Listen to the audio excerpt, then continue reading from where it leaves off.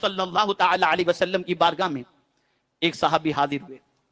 آقا کریم صلی اللہ علیہ وسلم نے انہیں ارشاد فرمایا کہ مسلمان پر صدقہ ضروری ہے. یہ بخاری شریف کی حدیث ہے.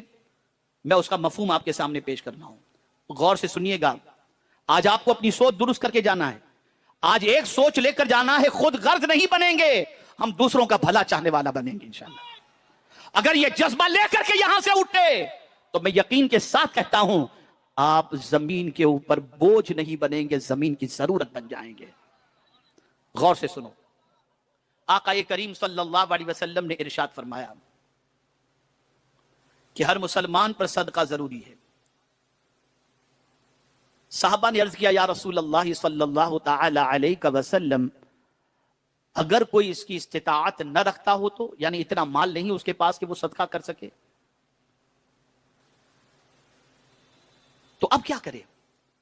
تو آقا کریم صلی اللہ علیہ وسلم نے ارشاد فرمایا محنت کر کے کمائے, خود پر بھی خرچ کرے اور اس میں سے صدقہ بھی کرے. یعنی پتا چلا مفت خور بن کر کے مت رہنا, محنت کر کے کماؤ, خود کو بھی فائدہ پہنچاؤ اور دوسروں کو بھی فائدہ پہنچاؤ.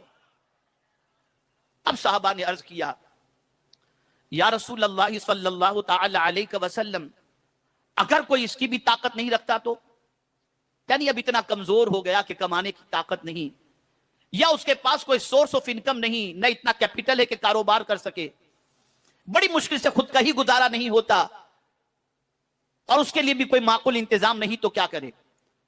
تو عرض کرنے لگے حضور اگر کوئی یہ بھی نہ کر سکے تو سرکار صلی اللہ علیہ وسلم نے فرمایا کسی ضرورت مند کی مدد کر دے. اب مدد سے کیا مراد؟ آپ کا ذہن شاید اس طرف جائے گا جب اس کے پاس ہے ہی نہیں, صدقہ نہیں کر سکتا تو مدد سے مراد یہ ہے کہ کسی کا سامان اٹھا کر اس کے گھر تک پہنچا دینا. کوئی سواری پر بیٹھنا چاہتا ہو تو ہاتھ پکڑ کے سواری پر بٹھا دینا, کوئی سواری پر بیٹھ رہا ہو تو اس کا سامان اس کے ہاتھ میں دے دینا, اس طرح سے مدد.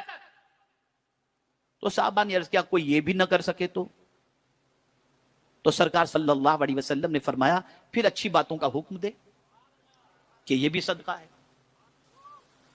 تو صحابہ نے عرض کیا اگر کوئی یہ بھی نہ کر سکے تو, اب سنیے, حضور صلی اللہ علیہ وسلم نے فرمایا اپنے آپ کو برائی سے بچا کے رکھے, یہ بھی صدقہ ہے. یعنی تم اپنے آپ کو برائی سے بچا کر رکھو, برائی سے بچ کر کے رہنا, یہ بھی حضور کے نزدیک صدقہ ہے. اور صدقہ ہے کیا؟ یہ اللہ کے غضب کو ٹھنڈا کر دیتا ہے.